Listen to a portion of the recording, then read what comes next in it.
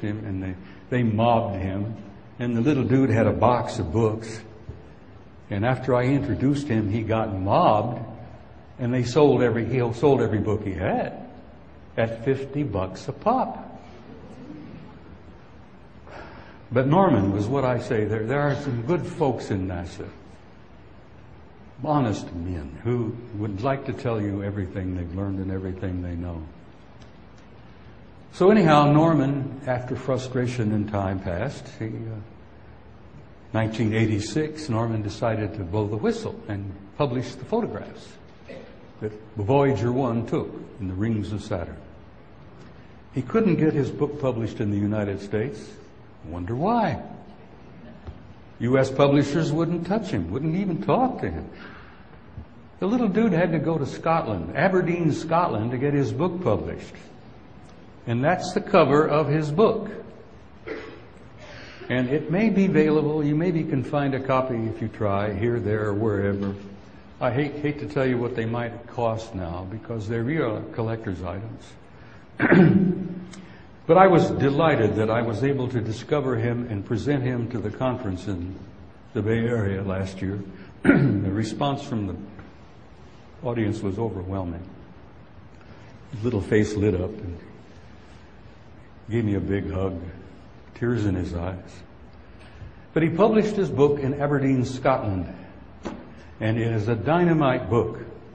Now, on the cover, this you see here on the right is part of the B ring of Saturn. You know, there are A, B, C, a whole bunch of rings. Gigantic. Saturn's a giant planet, and these rings are incredible. This thing here, self-luminous, obviously artificial construction, obviously under intelligent control, because it moves around in the rings of Saturn. And they don't know what the hell it is, but it's larger than our moon. An intelligent, constructed, artificial object, larger than our moon, moving around throughout the rings of Saturn, wherever it will go. And we get a picture of it, and we don't know what to say. We don't know what to do. We don't know how to respond. Bigger than our moon. Ah, that's only part of the story.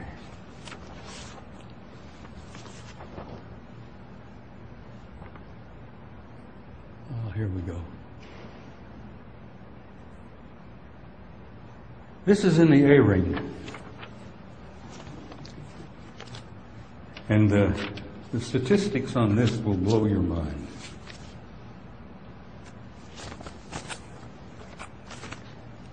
This object here is an artificially constructed, as Norman says, NASA called it an electromagnetic vehicle. That dude is 2,000 miles long.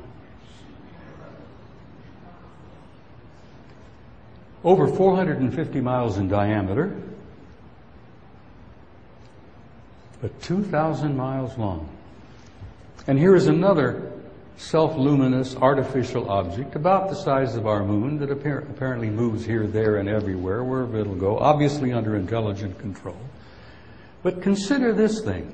Consider the civilization, the technology, the culture that can not only build something like that, but put it in space, move it here and there, wherever they will, for whatever purpose. Norman says he thought they were making the rings, which is why he titled his book, The Ring Makers. I said, Norman, do you ever stop to think they might be mining the rings? We've concluded from several missions, the Voyager 1 was only the first of a whole bunch of them, that the rings are made up of minerals from perhaps God knows how many eons back when the planets were being formed. And I said, stop to think about an advanced technology. They could mine those rings, and those minerals are gold mined, you know. Talk about nutrients. You've got all that good stuff. And he says, you know, I didn't think about that they might be mining them. God, I wish I knew what happened to Norman. I just lost track of him. But his book is a monument to the fact that there are some decent men in NASA who want the truth told. Now, I want to ask, show of hands, how many of you are overwhelmed and shocked at these facts about those objects out there? Oh, a few. Overwhelmed and shocked. Well, that's good. That's good. Well, I was overwhelmed and shocked the first time I saw it, and the first time I began to put it together and considered what it meant. Because there's what we're getting to the important thing here. What does this mean? Now, I assume most of you are aware and familiar with a brilliant educator and physicist in New York by the name of Michio Kaku. Brilliant young man, a quantum physicist, theoretical physicist. Michio has come up with what he considers to be a possibility of 4 different kinds of advanced civilizations. Type 1, 2, 3, and 4. You, by the way, are members of a 0-0 type civilization. Not that you didn't know that, but you haven't quite reached type 1 yet. And the conclusion many of us have reached is that we're looking at the results of at least a type 2 civilization. Now, how do these guys out there look upon us? Really do. How do you think they think of us? I have a pretty good idea because I've been getting some legitimate information from American military and scientific people who have not only met some of them from out there, but are working alongside of them in United States government national laboratories like Sandia, Los Alamos,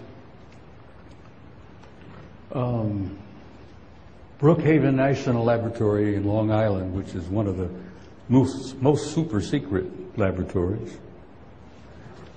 Anyhow, we have scientists and military guys that have been working alongside of some of those dudes, and they are in our midst.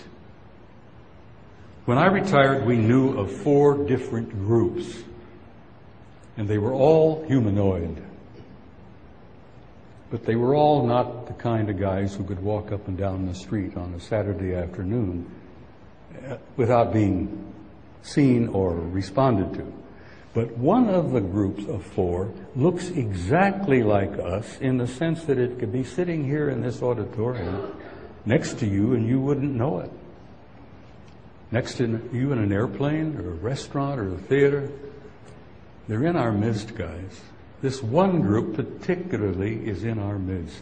And apparently since 1954, when Ike met them at Muroc Air Force Base in California, they've been working with us, trying to help us make that transition from adolescence into adulthood.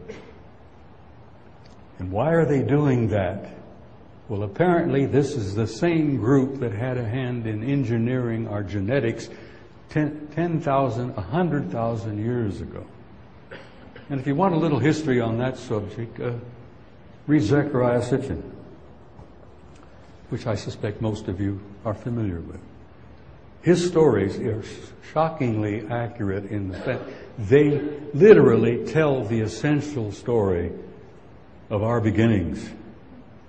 They translate these ancient cuneiform tablets from Sumer. Zechariah is not the only one. There was a brilliant Englishman by the name of Christian O'Brien who went home a year or so ago. Christian O'Brien wrote a beautiful, unbelievable, powerful book called The Genius of the Few. If you can ever find that somewhere, get a copy.